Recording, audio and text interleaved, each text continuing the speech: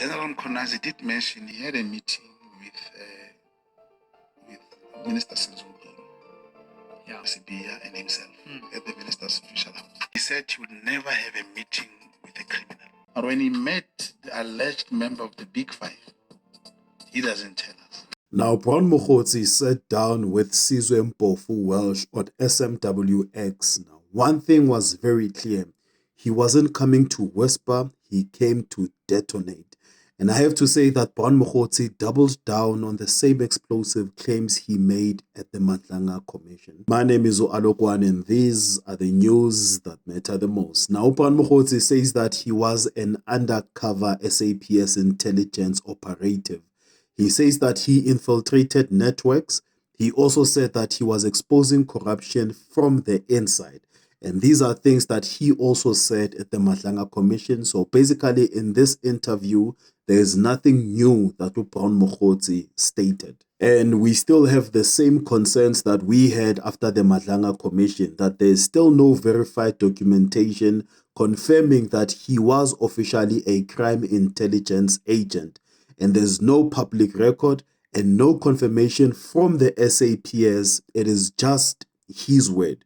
And when the entire credibility rests on a thing called trust me, then you better have receipts. Then he also spoke about the bribery bombshells again. He repeated that Vusumuzi Ket Matlala allegedly paid millions to top police figures. He suggested huge bribes were paid and serious corruption at the highest level. But in separate proceedings, Vusumuzi Ket Matlala himself admitted to paying 300,000 to former police minister Bheki Cele. Not millions. No confirmed evidence has surfaced showing those multi-million payments Mokhotsi speaks about. Now we are stuck with two men accusing each other with very little hard proof on the table.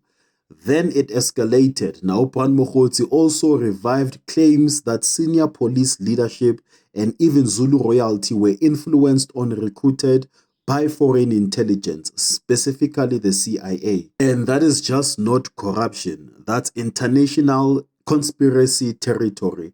But at the commission, when pressed for evidence behind those claims, he reportedly admitted he had no direct proof, only what he has been told.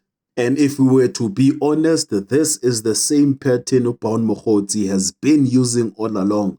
Powerful allegations, yet thin evidence provided. Now, one thing that Brown Mokhotsi does well is storytelling.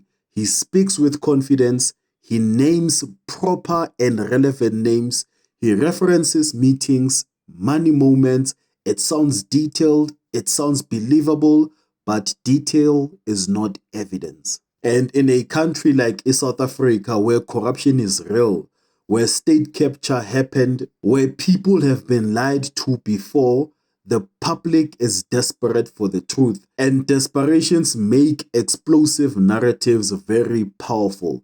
But power without proof is dangerous.